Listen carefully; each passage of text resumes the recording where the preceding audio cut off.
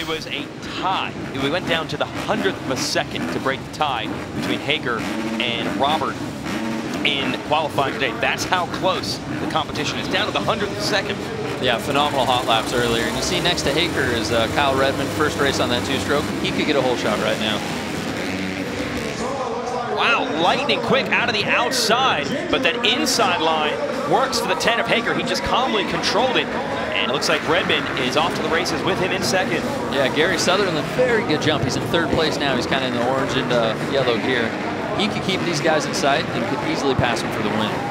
Yeah, Sutherland had a big mistake early in his practice lap, so his lap time really wasn't indicative of how fast he rode. The rest of the lap was really strong, and you can see he's staying right with the 7. As we head into the firewood, Hager trying to get away. Also like to point out, too, there at the back of the screen is Corey Graffunder on the Husqvarna. That guy is so solid. He has a good chance of pressuring somebody into a mistake and kind of chipping his way up. And he's one of the guys you won't notice right off the bat, and then suddenly he's in second or first place. A silent assassin in a way, just sneaking up. Now, Hager does it completely opposite. He'll make as much noise as possible. One of the few guys out here on a 450, and says he's really happy riding for this team. They basically do all the work. All he's got to do is work on himself, handle the training, handle the practice. They've got the bike working perfectly, and he's getting away right now for the rest of the field. Colton has a bit of a trials background. If you watch him coming into this firewood section, you know, Kyle Redmond right there behind him too rides a lot of trials. These guys have a lot of technique and a lot of finesse. I mean, they're up on the pegs, really good balance, but they're doing it so quickly. And that is really the key in trials riding, is just can you get through the obstacles. Here you got to get through them and do it quickly. Look at this. Yeah, Redmond getting bucked off that tire. And those tractor tires, they're soaked from the water. So if you hit them at an odd angle, just bounces straight off, will pick the rear end out. You see Hager catching that edge on the side of the water, using it as a downside, and perfectly kept the bike straight over those tires you were talking about. And look at the wide entry in that corner. He's slow in, fast out. Colton's looking really relaxed right now, and I've seen him ride like this before, and it's when he won his first main event. If he can calm down and ride smooth, he's on the Johnny Campbell Racing Honda 450. That bike seems to get a lot of traction. It's really hooked up. You know, you see the X flag right there halfway through. Colton's fitness is really solid, so I don't see any reason why he couldn't take this all the way to the checkers. There's no doubt he's always had the talent and speed to do it. Can he put it all together is really the question. Redmond back here in second has at least shedded some of that pressure that Sutherland was putting on him. Here he is into the water section. Goes right into the water. You want to talk about that outside. Yeah, talk about pressure too, Jason. These top three are pretty close, and there's Graffunder right in the mix. So should be anything like you said. Yeah, this is the battle for the qualifying position. So Sutherland really wants to keep it, obviously. Doing so keeps him out of the LCQs, which means less track time. Can't do it with a mistake like that, but he's keeping it up. And Gary's had trouble in that firewood section the last couple of laps. This is it. One of these riders will go directly to the main. Is it going to be the 324, or is it going to be the 118? Another rider, lap traffic goes down, so it is now one-on-one. Sutherland and Graffunder for the final transfer.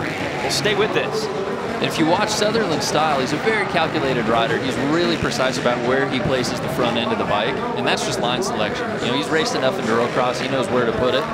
He's a tough guy to pass, but also Kyle Redmond, big, strong dude. He could force it if he had to. Here we are into the firewood. This work, Sutherland made a mistake last time around. He's got to be clean through here. Clean enough. Doesn't allow Graffunder to get a wheel under him. Time running out. Looks like Redmond making ground up on our leader, Hager, on the final lap. Yeah, Colton just went from running a 41.29 to a 46.67, which is a very big deal, so he dropped about 5 seconds on that lap. If he does that again, Kyle very may well pull into the lead. Shows you how quickly things can change in Endurocross. Make one mistake, it was 4 seconds. Redmond is right back in the hunt. Hager trying to pull it back out while dealing with lap traffic. Got the 15 of Max Gersten here, forcing him. Oh, and he's got Ricky Dietrich's down bike to get around. Hager couldn't get to the line he wanted. Yeah, lappers play a big role in it, but Colton right now, this is very big for him to get a heat race win. Coming across the checkers, solid start to the night. Absolutely, and Redmond's going to be happy. He's going to the main, and Sutherland holds off Graffunder. So the privateer, the number 324, is direct to the main event. One of the most popular guys in the pits, Gary Sutherland. People got to be happy for this.